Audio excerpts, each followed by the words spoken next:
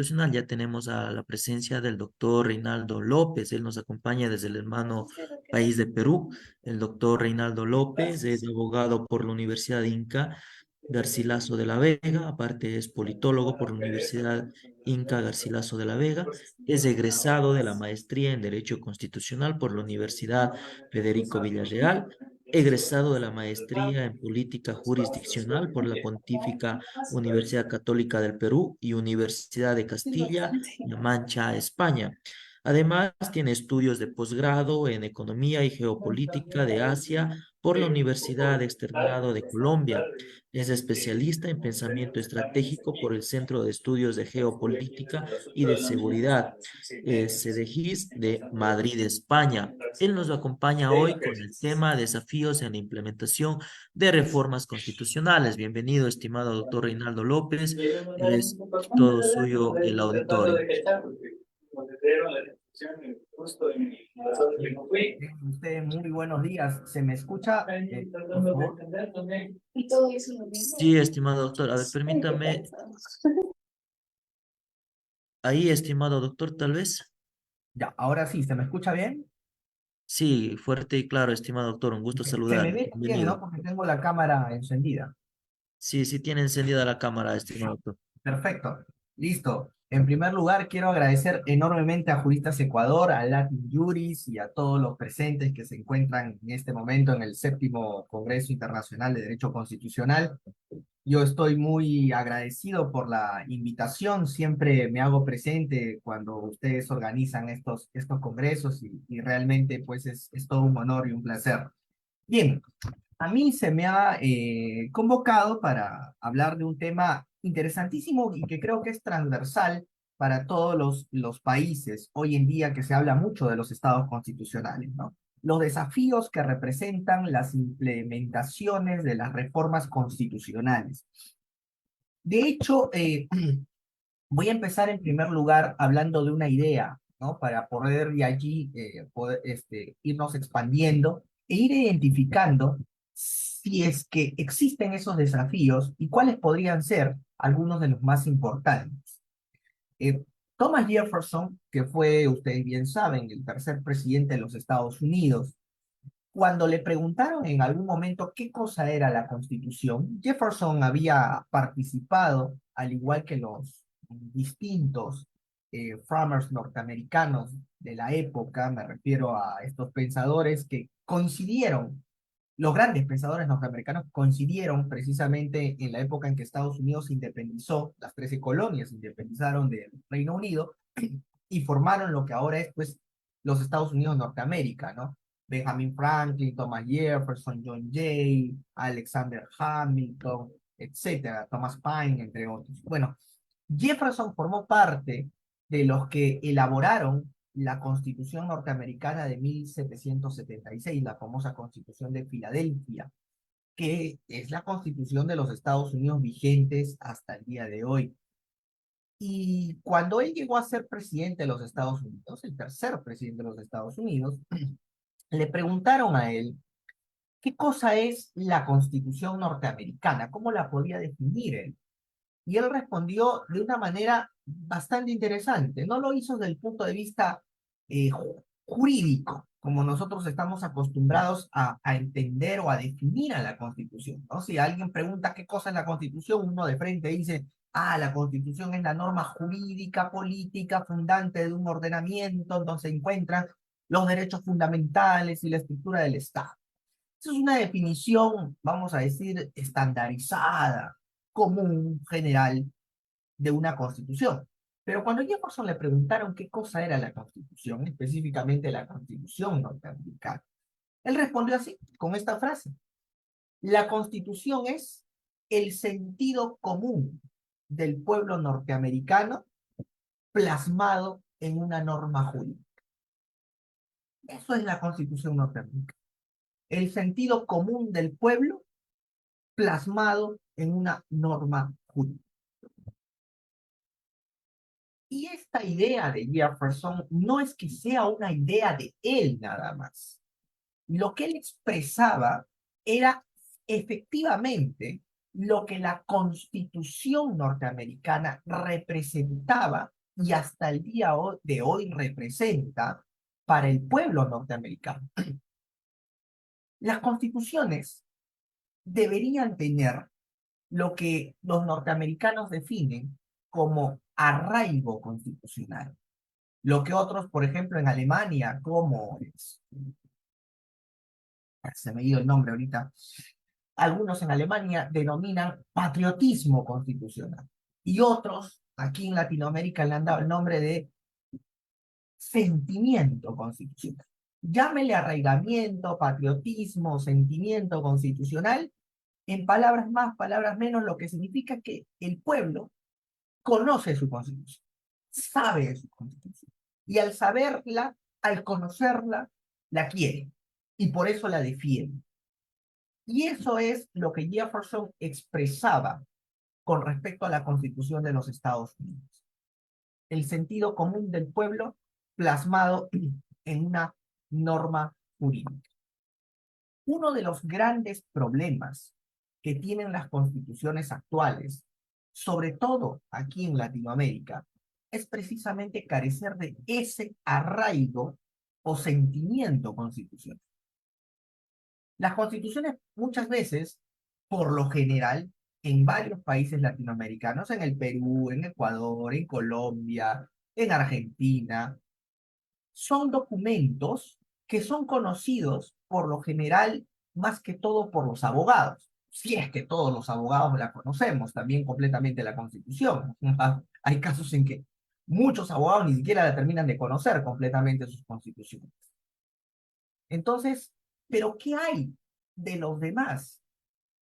De la demás gente del pueblo que, por ejemplo, en un determinado momento, cuando se dice por la clase política, por el gobernante de turno, por los parlamentarios de turno, que son los que tienen en su seno el poder constituyente derivado y son los encargados de hacer las reformas constitucionales, cuando ellos dicen hay que reformar la constitución en tal, cual o este artículo.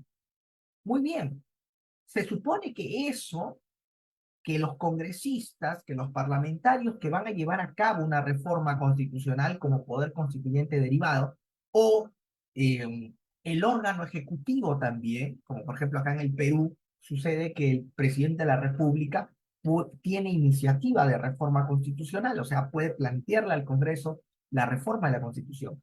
¿Qué pasa cuando hay esa iniciativa, pero el pueblo no conoce su constitución, no hay sintonía, no sabe de qué trata la constitución? Si no sabe de qué trata su constitución, menos va a poder saber de qué trata la reforma sobre su constitución. Entonces ahí, por ejemplo, a la luz de esta idea de Jefferson, ya detectamos un primer desafío que tienen todos los países latinoamericanos con respecto no solamente a sus reformas constitucionales, sino a su propia constitución. La falta de un arraigamiento constitucional, de una cultura constitucional, que la Constitución se sepa que no es un documento político y jurídico en manos de abogados nada más o de políticos, sino que la Constitución, como diría el famoso Jean Jacobo Rousseau en 1762 en su famosa obra El contrato social, es el contrato más importante de todos, el contrato político más importante de todos. Y al ser el contrato político más importante, tenemos que conocer no solamente los abogados y los políticos, sino todas las personas. Entonces, ahí, por ejemplo, partimos de un primer desafío, la falta de arraigamiento, sentimiento constitucional. Ahí, por ejemplo, se puede traer a colación una frase bien interesante, ¿no? Que uno solamente lucha por lo que conoce. Conoce, o mejor, perdón, uno lucha solo por lo que ama. Ama solo lo que respeta y a lo sumo respeta solo lo que conoce. Si nosotros no conocemos la Constitución, si la gente de a pie no conoce su Constitución, entonces no la va a poder apreciar, no la va a poder defender y no va a poder participar realmente de aquellos debates importantes que consideren en un determinado momento si esa constitución se va o no se va a reformar, si se puede o no se puede reformar, y si se acuerda una reforma, si esa reforma es positiva o es negativa. Ese es un primer desafío. Un segundo desafío que afrontan las reformas constitucionales en diversos países latinoamericanos, en el Perú, por ejemplo, eso es algo permanente, es la falta de consenso de la clase política para una determinada reforma constitucional. El problema de los consensos políticos sí es y representa un desafío muy difícil, porque ustedes saben que quien crea la Constitución es la Asamblea Constituyente o Poder Constituyente originario, pero esa Constitución, lógicamente, se tiene que adecuar a los cambios que acontecen en la realidad. Y el poder constituyente originario ya no va a estar allí para hacer esos cambios, ya no va a estar allí para hacer esos ajustes. Entonces, ¿qué se tiene que hacer?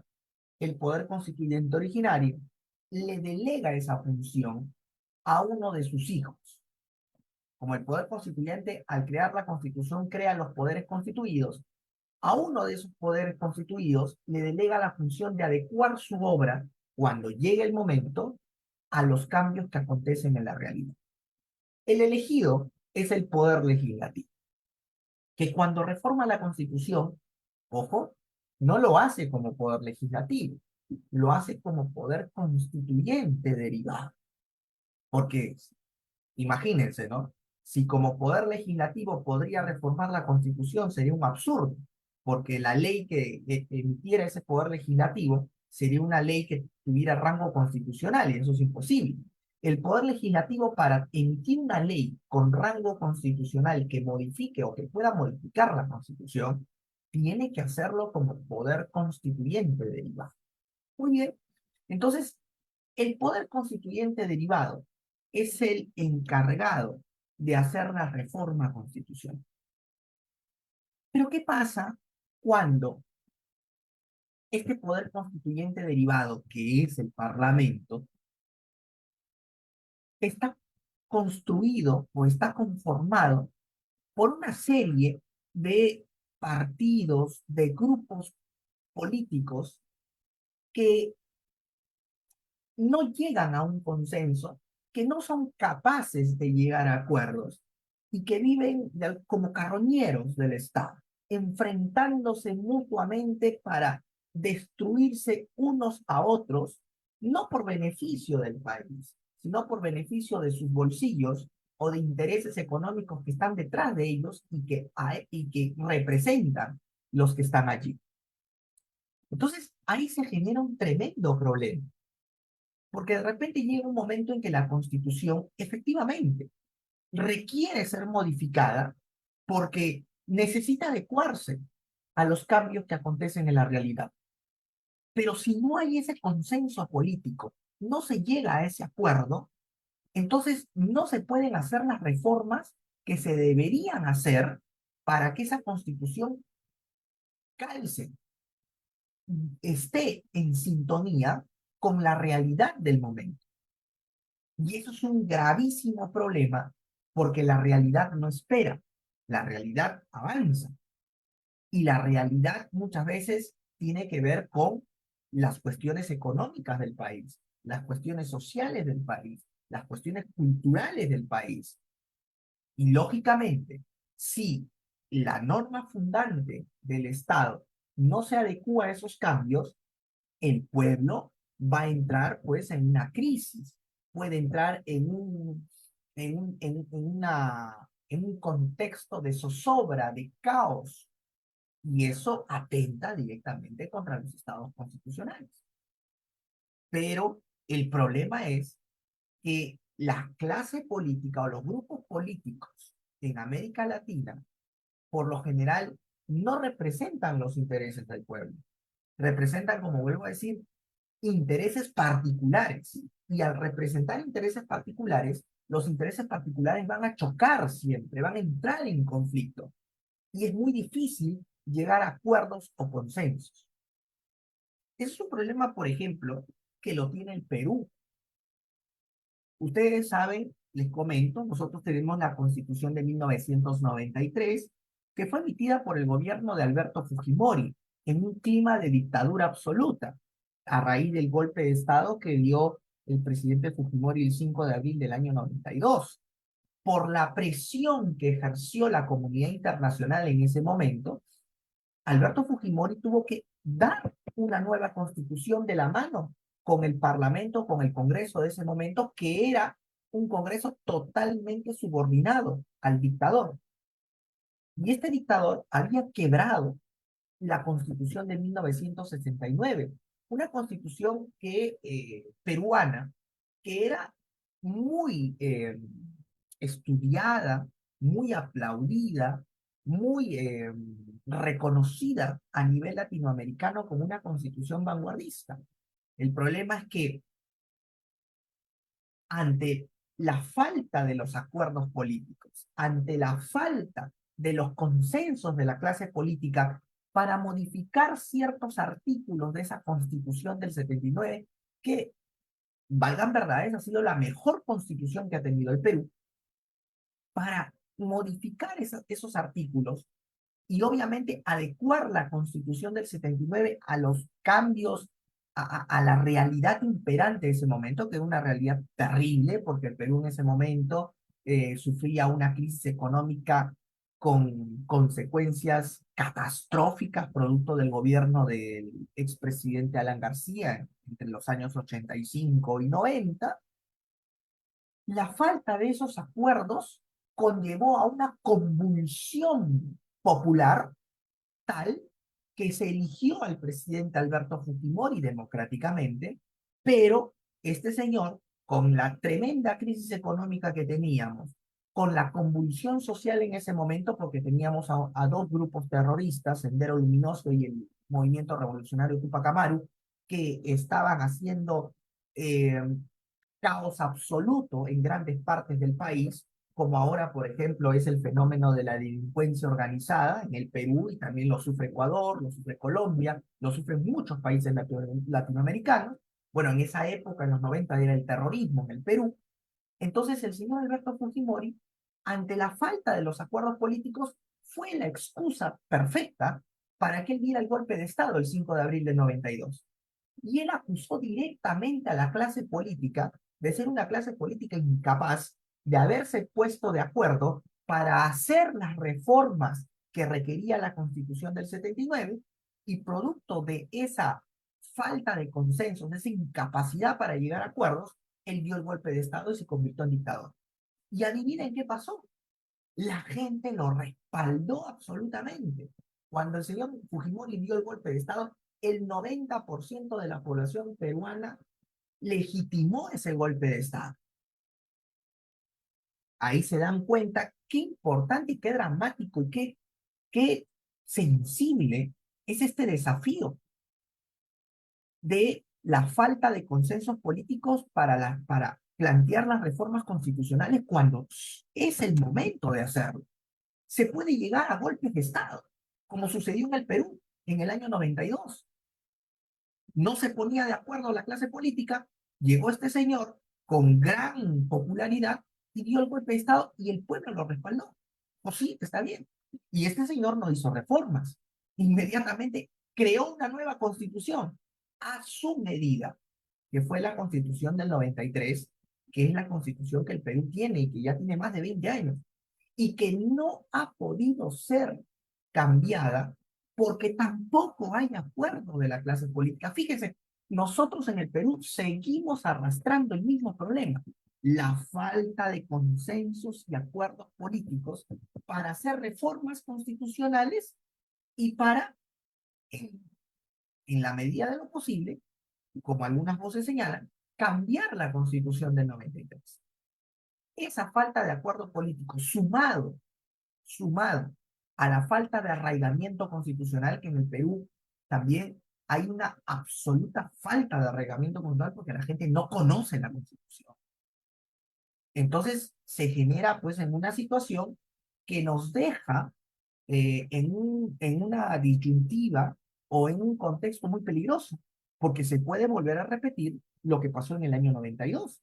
Ahora ya no es el terrorismo, claro, pero nosotros estamos sufriendo terriblemente de una delincuencia organizada que no solamente afecta al Perú, sino que está afectando a todos los países de Latinoamérica, producto también de las migraciones que se están dando, de algunos países o estados fallidos que tienen dictaduras y que han sumido a sus pueblos en extrema pobreza. Y ustedes saben a quién me refiero. Y hace que toda esa gente, pues, salga a buscar mejores condiciones de vida. Pero así como sale gente buena, también va gente mala. Y eso genera una enorme y terrible carga para los países que reciben a los migrantes. Y el Perú está sufriendo de eso. Claro, no tenemos la misma eh, situación económica terrible que tuvimos cuando Fujimori dio el golpe de Estado, pero todo puede pasar.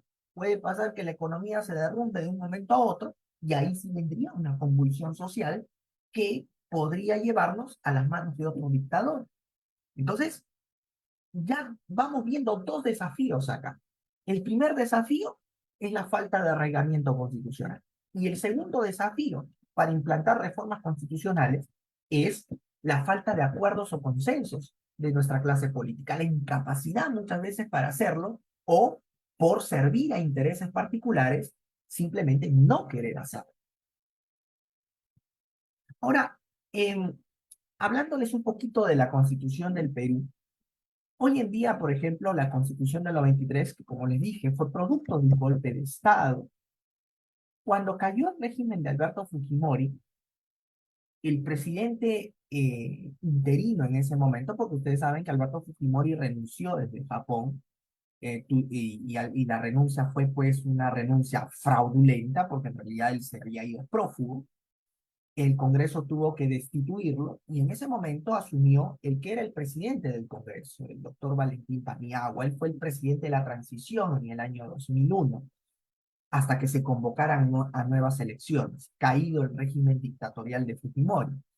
Pero él, y de la mano del Congreso, creó una comisión de estudio de bases de la Constitución. Esta comisión iba a ser la encargada de elaborar un proyecto de nueva constitución, o en todo caso, de reformas constitucionales a la constitución del 93, teniendo en cuenta que la constitución del 93 para nosotros era una constitución en ese momento, en el año 2001, era una constitución espuria, porque había venido, y eso es cierto, nadie lo puede negar, producto de un golpe de Estado.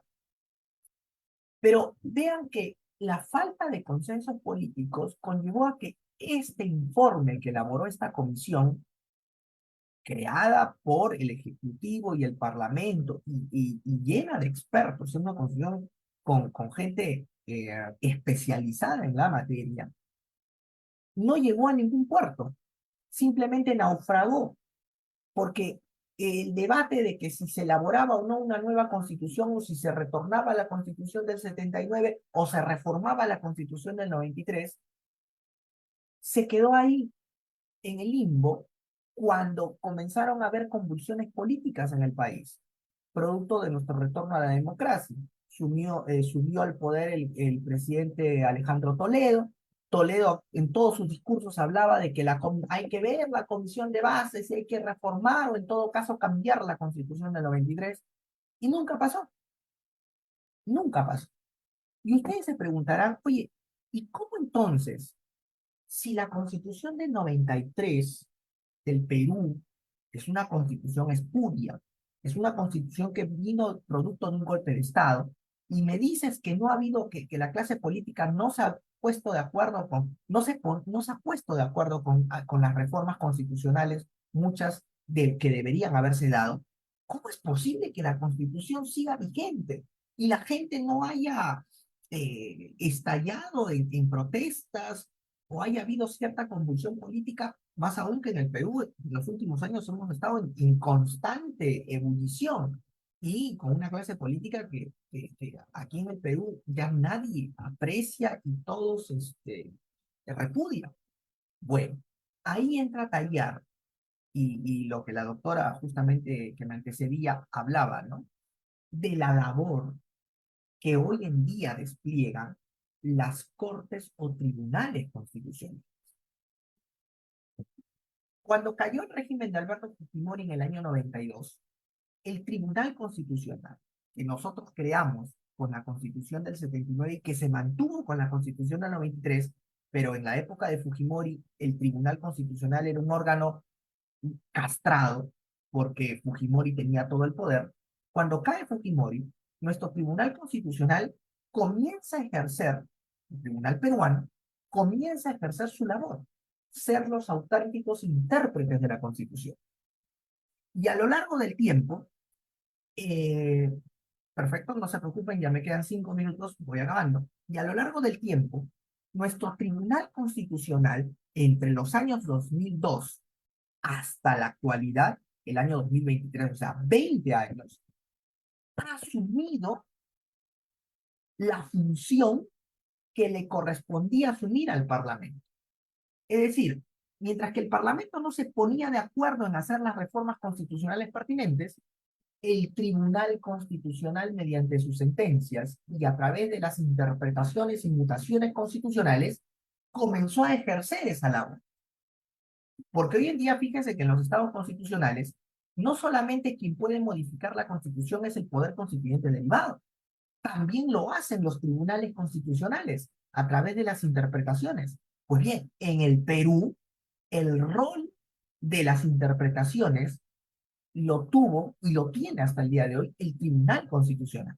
Y el tribunal, con esta labor interpretativa, ha hecho las reformas constitucionales y ha logrado que la Constitución del 93, de su pasado espurio, hoy en día sea una constitución considerada por muchos. De un 90% de la población, cuando cayó el régimen de Alberto Fujimori, que quería que se cambie la constitución, ahora ya hay un 60 o 70% de la población que no quiere que se cambie la constitución del 93, sino que se le hagan los ajustes pertinentes, pero ya no una nueva constitución. ¿Y por qué? Porque las reformas que debió hacer el Parlamento las ha hecho el tribunal mediante interpretación. Y eso ha causado que la mayoría de la población esté tranquila. Por ejemplo, una reforma que hizo el Tribunal Constitucional con respecto a la interpretación constitucional es darle, por ejemplo, rango constitucional a los tratados sobre derechos humanos, que la Constitución del 93 expresamente lo había suprimido, el rango constitucional, porque Fujimori en su dictadura quería pues hacer una serie de vulneración a derechos humanos sin dar cuenta a los organismos internacionales. El tribunal hizo una interpretación, pues no, los tratados de derechos humanos tienen rango constitucional. Perfecto. Lo hizo vía interpretación constitucional. Y así ha hecho una serie de interpretaciones que ha logrado que la Constitución del 93, de ser espuria, hoy en día sea reconocida como una constitución legítimamente democrática y constitucional. Entonces, ahí, por ejemplo, el Tribunal Constitucional ha hecho la labor que el Parlamento no ha realizado por la falta de consensos y ha hecho las reformas vía interpretación constitucional. Que estemos o no estemos de acuerdo que un tribunal constitucional pueda hacer modificaciones a la constitución vía interpretación, eso es una discusión de enorme envergadura. Pero lo cierto y lo real es que hoy los tribunales constitucionales lo hacen. Y a veces lo hacen para bien, como es en el caso del Perú. Solamente voy a terminar planteando los tres desafíos, ¿no? Más saltantes, que toda reforma constitucional en los estados constitucionales latinoamericanos debe tener en cuenta. Vamos recapitulando, dos de ellas ya he mencionado y una tercera que voy a mencionar ya culminando mi exposición en estos momentos. La primera el primer desafío, la falta de arraigamiento constitucional. Urge que haya una cultura constitucional para que la gente común y corriente, conozca qué cosa es su constitución.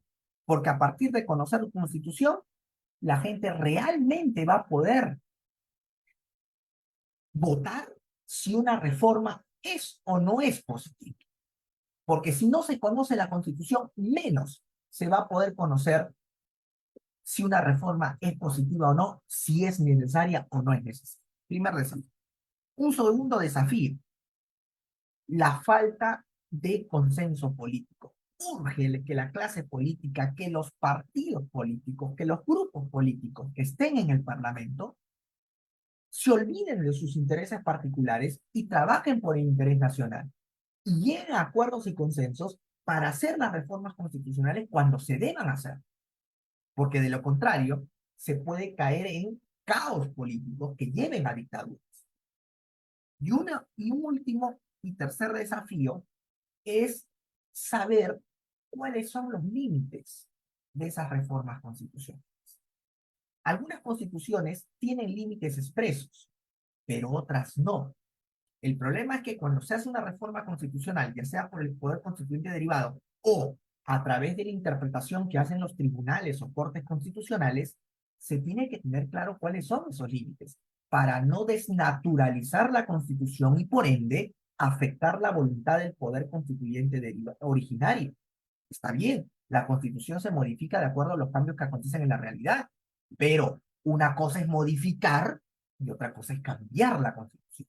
La reforma es la modificación de la Constitución respetando la columna vertebral de ella. Y la columna vertebral la constituyen los límites. Hay que plantear los límites para que ni el poder constituyente derivado ni los tribunales constitucionales puedan romper esos límites. En el Perú, por ejemplo, esa es una materia muy discutida y que constituye un desafío para cualquier tipo de implantación o implementación de reformas constitucionales. Espero haber sido conciso y concreto en esta exposición breve y agradezco enormemente al público oyente, a todos los hermanos ecuatorianos, a los organizadores del evento y muchísimas gracias por haberme concedido esta oportunidad de hablar y de formar parte de los participantes y ponentes de este séptimo Congreso de Derecho Constitucional. Muchísimas gracias, un fuerte abrazo desde Perú y saludo para todos.